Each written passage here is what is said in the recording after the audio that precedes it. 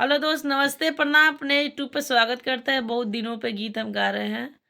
गला उतना नहीं चल रहा है, बाकी आप लोग सुनिए। अगर अच्छा लगेगा तो जरूर कमेंट करके बताना है गीत को। तिलक गीत है ये। खाली पेटे आइला खाना खूब कैला, खाली पेटे आइला खाना खूब कैला, दुआरे पे अंगना में आइला, सामान साले का लैला, सामान साले का लैला।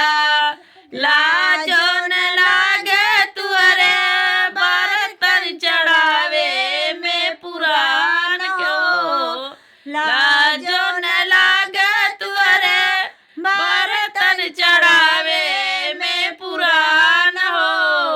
कूलर न लैला फ्रिज न लैला, कूलर न लैला फ्रिज न लैला, पापा के नमवा सौला, सामान साले का लैला, सामान साले का लैला।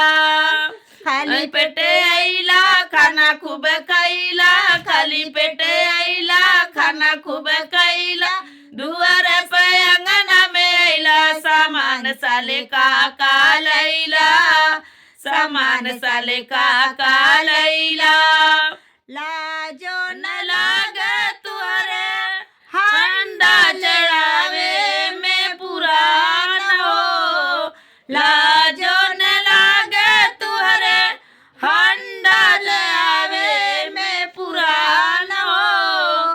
टीवी न लैला पंखा न लैला, टीवी न लैला पंखा न लैला, चाचा के नमवा सौला, सामान साले का लैला, सामान साले का लैला।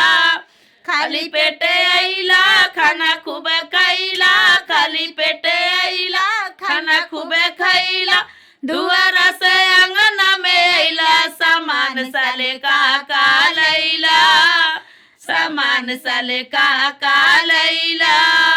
लाजो न लागे तुअरे हंडी चढ़ावे में पुरान हो, लाजो न लागे तुअरे थाला चढ़ावे में पुरान हो। सेटवा न लैला तौली न लैला, सेटवा न लैला तौली न लैला, भैया के नमवा सौला, सामान साले का लैला, सामान साले का लैला।